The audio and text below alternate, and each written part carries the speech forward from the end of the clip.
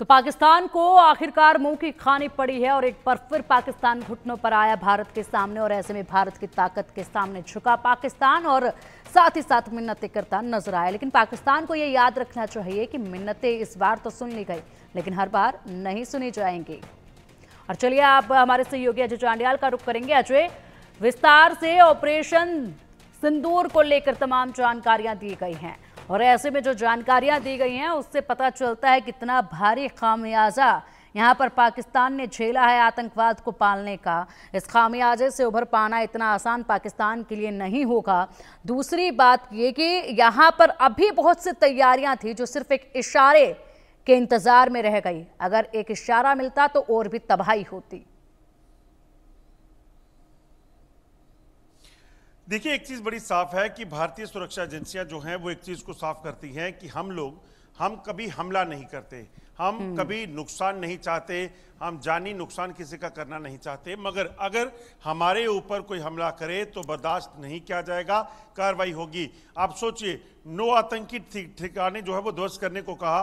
पहले जानकारी दुनिया के कुछ देशों को दी कि ये हम करने वाले हैं, क्योंकि पाकिस्तान ने जो 26 लोगों की हत्या की है वो बर्दाश्त नहीं की जाएगी। और इसी के बाद ये एक्शन हुआ। जब उन लोगों की हत्या के बाद 9 ठिकाने ध्वस्त किए गए, जिसमें जैश, लश्कर और हिजबुल मुजाहिदीन के ठिकाने थे, उसके बाद पाकिस्तान को तकलीफ हुई, क्योंकि पाकिस्तान की स्टेट पॉलिसी जो है वो टेररिज्म है। वहाँ सरकार किसी की भी हो, सेना आतंकवाद को सबसे ज़्यादा बढ़ावा देती है। तभी हाफिज सईद और तमाम लोग जो हैं वो उनके साथ पलते हैं, उन्हीं के रखरखाव में रहते हैं, उन्हीं की सुरक्षा में होते हैं। वहीं अगर आप देखें तो जब ये हुआ उसके बाद पाकिस्तान ने जब मिसाइल से हमला किया, जब ड्रोन भेजे, उसके बाद ये फैसला हो गया कि अब पाकिस्तान को सबक सिखाना है। और ऐसा सबक जब तक पाकिस्तान को समझ ना आए, 12 एकाएक ठिकाने जो एयरबेसिस थे उनको तबाह किया गया। वो एयरबेसिस इस कदर तबाह हुए कि वहाँ अभी अगले कई महीनों तक पाकिस्तान वहाँ पर अभी कोई भी ऑपरेशनल एक्टिविटी नहीं कर सकेगा। उसके साथ साथ सेना की वो चौकियाँ जो लाइन ऑफ कंट्रोल और अंतर्राष्ट्रीय सीमा से भारतीय लोगों को, मासूम लोगों को, निहत्थे लोगों को नुकसान कर रही थी, उन चौकियों को ध्वस्त किया गया। वो सामने विजुअल दिए, तथ्य दिए, तस्वीरें दी कि देखिए ये हाल उनका किया गया है। चाहे एयरबेसिस को स्टक किया गया तो उनकी तस्वीरें देखकर बताया कि ये पहले ऐसा था, आज उसकी शक्ल ऐसी हो चुकी है। वो तमाम चीज़ें सिर्फ इसलिए क्योंकि पाकिस्तान के झूठ का जो है वो कहीं ना कहीं एक्सपोज करना और दुनिया को बताना कि जो हम कह रहे हैं उसका मतलब वही है जो हम कह रहे हैं। दुनिया देखे कि अगर एयरबेसिस पे हमला हुआ तो सिर्फ एयरबेसिस पे हुआ, वहां से दाएं या बाएं लोगों को टारगेट नहीं किया गया। वरना भारत अगर चाहता तो लाइन ऑफ कंट्रोल और अंतर्राष्ट्रीय सीमा के इलाके में हजारों लोग रहते हैं पाकिस्तान की तरफ भी, उनका क्या हश्र होता पाकिस्तान समझ सकता है। 25 लोग पाकिस्तान ने यहाँ पर जो सिविलियन हैं उनकी हत्या की। मंदिर, मस्जिद, गुरुद्वारा तक नहीं बख्शे गए। स्कूलों पर शेलिंग करके स्कूलों को नुकसान पहुंचाया गया। ये साफ दिखाता है कि पाकिस्तान की करतूत क्या है, पाकिस्तान कितनी प्रोफेशनल आर्मी है। उसके जनरल जो हैं वो पत्रकार वार्ता में कह रहे थे कि we are the professional army. उस प्रोफेशनल आर्मी का हाल है कि इस पूरे जो लगातार संघर्ष चला है पाकिस्तान के साथ, जो युद्ध जैसी परिस्थितियों में पिछले कुछ दिनों से, उसमें भारतीय सेना के सुरक्षा बलों के सिर्फ 5 लोगों की शहादत हुई है। पाकिस्तान के 50 से 60 जवान मारे गए हैं और यहाँ जम्मू कश्मीर में 25 मासूम लोगों की हत्या पाकिस्तान ने की है। 5 जवान शहीद हुए हैं। इसका मतलब पाकिस्तान मुकाबला नहीं कर पाया सेना का, इसलिए यहां पर सिविलियन को टारगेट करना शुरू किया, क्योंकि उसे पता था सरकार तभी ज्यादा दर्द होगा सरकार को जब लोग मरेंगे, पाकिस्तान को तो कोई फर्क नहीं पड़ता। और इसके साथ साथ 100 से ज्यादा आतंकी, जिसमें कई आतंकी कमांडर शामिल हैं, जिसमें रऊफ अजहर जो है उसका नाम शामिल है, जो मसूद अजहर का भाई है, उसका जो है वो काम तमाम कर दिया है।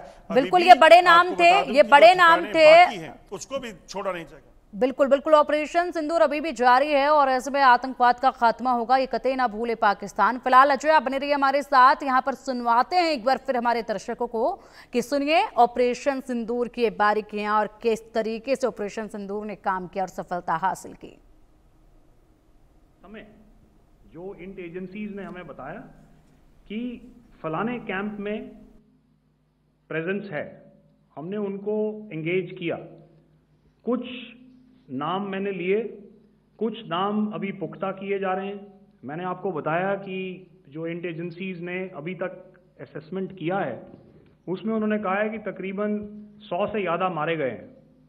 और एक आज आपने तस्वीर भी देखी कि काफ़ी प्रोमिनेंट जो फ्यूनरल था, काफ़ी प्रोमिनेंट एक जो हस्ती हैं वो ऑर्गेनाइज कर रहे थे, और उस फ्यूनरल में और कौन कौन लोग अटेंड कर रहे थे वो तो आपने देखा ही। तो आप लोग सब समझदार हैं और मुझे ये कहने की ज़रूरत नहीं है कि इन लोगों को कहाँ से सपोर्ट मिल रहा है। अगर नहीं मिल रहा होता तो ऑपरेशन सिंदूर नहीं होता, तो उसी की वजह से है ये ऑपरेशन। और चलिए एक बार फिर से आपको ये विस्तार से बताते हैं कि आखिरकार पाकिस्तान घुटनों पर भारत के सामने एक बार फिर कैसे आया है।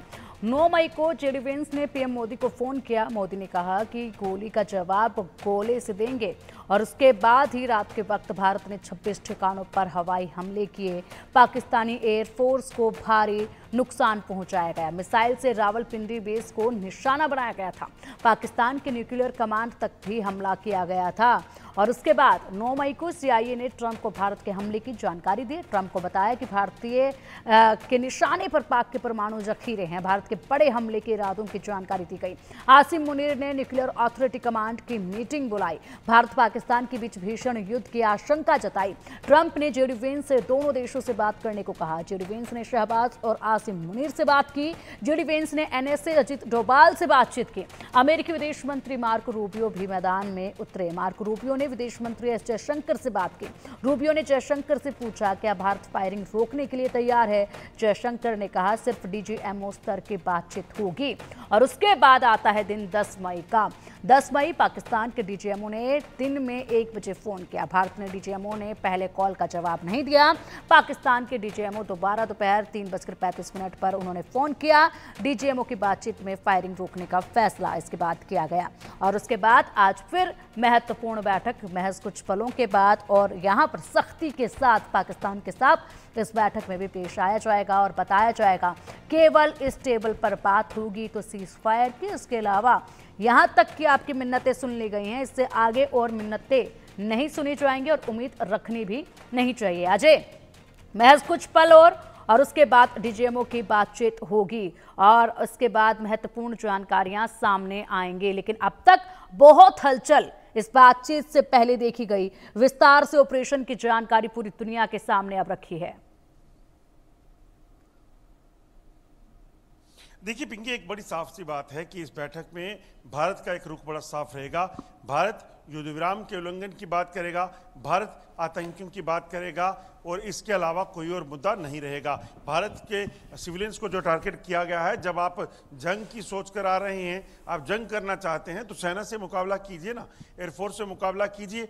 आप नहीं कर पाए तो आपने मासूम लोगों को निशाना बनाना शुरू कर दिया। फिर आप कहेंगे कि जब जंग है तो फिर लोगों के बीच में जो है निशाना बनाने का सिलसिला हमने इसलिए शुरू किया क्योंकि वो जब एक टारगेट था वो मिस हो जाता है तो फिर आप मानिए कि आप प्रोफेशनल लोग नहीं हैं। आप लोगों के हाथ जो है वो बिल्कुल लोगों के खून से रंगे हैं। इसलिए भारत इस मुद्दे को उठाने वाला है।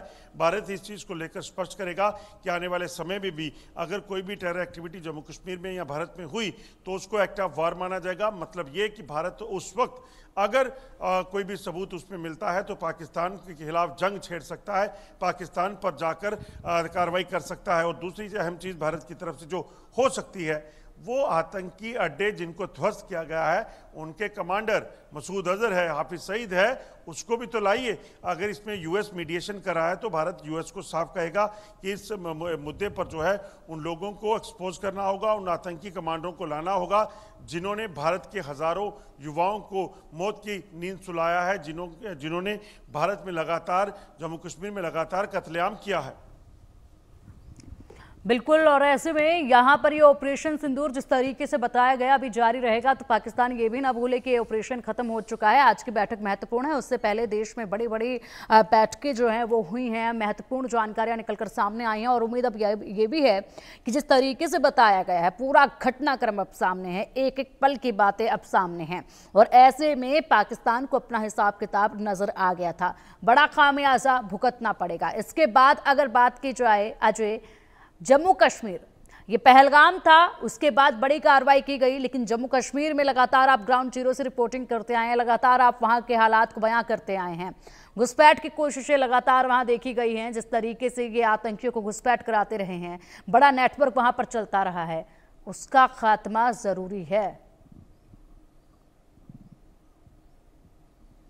देखिए पिंकी, बिल्कुल आपको बता दूं कि जब यहाँ पर जंग जैसे हालात बने थे, जब भारतीय सेना और पाकिस्तानी सेना यहाँ पर गोलों का तबादला कर रही थी, जब भारतीय सेना वहाँ पर आतंकी ठिकानों को ध्वस्त कर रही थी, तो वहाँ जम्मू कश्मीर में मौजूद जम्मू कश्मीर पुलिस, सीआरपीएफ और सेना के वो यूनिट जो इंटरनल सिक्योरिटी पे तैनात हैं, वो लगातार आतंकियों के खिलाफ ऑपरेशन को चला रही हैं, क्योंकि हिंटरलैंड में यानी कि अंदर छुपे आतंकियों को, अंदर छुपे रावण को जल्द ढूंढ निकालना है और जल्द उसका अंत करना है। उस चीज़ को लेकर लगातार ऑपरेशन चल रहे हैं। कई ओवरग्राउंड वर्कर के ठिकाने जो है उनको ध्वस्त किया गया है। सैकड़ों की तादाद में जो लोग जिन पर शक था उनको हिरासत में लेकर उनसे पूछताछ जारी है। और पहलगाम हमला ही नहीं बल्कि पहलगाम हमले के अलावा जो भी आतंकी इस वक्त जम्मू कश्मीर में सक्रिय हैं, इन आतंकियों को ढूंढ निकाल कर इन्हें मार गिराने की कवायद जो है वो तेज़ है।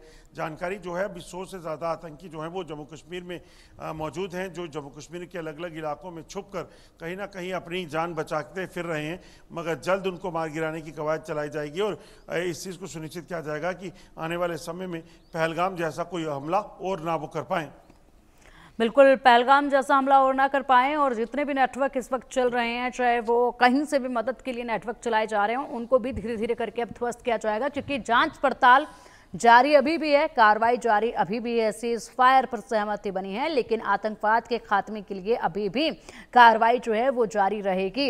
इसके अलावा क्या कुछ और बड़े डेवलपमेंट अब आप देखेंगे अजय? यहाँ पर क्या उम्मीदें जो है जम्मू कश्मीर की जनता लगाकर बैठी है सीज फायर के बाद?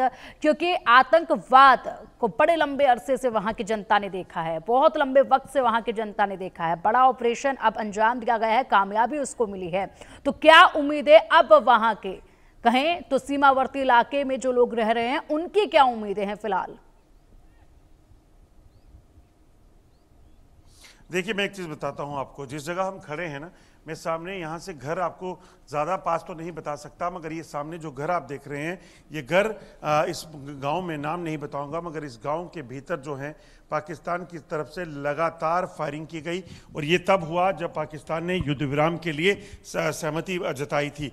उसके बाद इस गांव में लगभग 25 के करीब जो है वो बम गिरे और उसके बाद लगभग 1 दर्जन के करीब जो घर हैं वो ध्वस्त हुए हैं, नुकसान हुआ है। गनीमत ये रही कि लोग यहाँ पे जो थे वो लोग यहाँ से सुरक्षित जगहों पर सरकार ने पहले ही निकाल लिए थे, क्योंकि सरकार को पहले ही पता था कि पाकिस्तान की जब कुछ नहीं चलेगी तो पाकिस्तान इस तरह की हरकत करेगा। इन खेतों में आपको बता दूं, यहाँ हम खड़े हैं, इससे थोड़ी ही दूरी पर खेतों में लगभग 8 से 10 बम गिरे हुए हैं। और वो भी बम नहीं बल्कि मिसाइल्स हैं। ऐसे वहाँ पर जो मिसाइल का इस्तेमाल पाकिस्तान ने इन मासूम लोगों पर किया है, जिसके कारण ज़मीन में लगभग 30 फीट के गड्ढे हो चुके हैं।